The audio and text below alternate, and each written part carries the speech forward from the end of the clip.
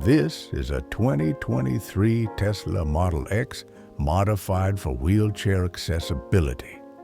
The Falcon wing doors open automatically. The middle row has been removed to create space for wheelchair loading through the rear. On the driver's side, the door opens on its own, and a powered transfer seat slides out and lowers to assist with transfer. The seat adjusts in height to align with the driver's seat, making entry easier.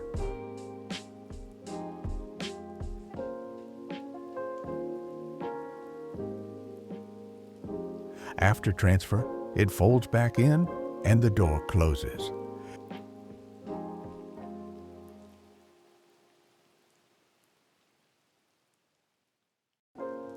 Here's an example.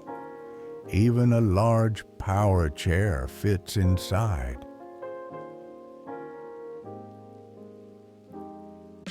There's enough space to install a secure mounting system and mechanism to safely load and fix the wheelchair in place.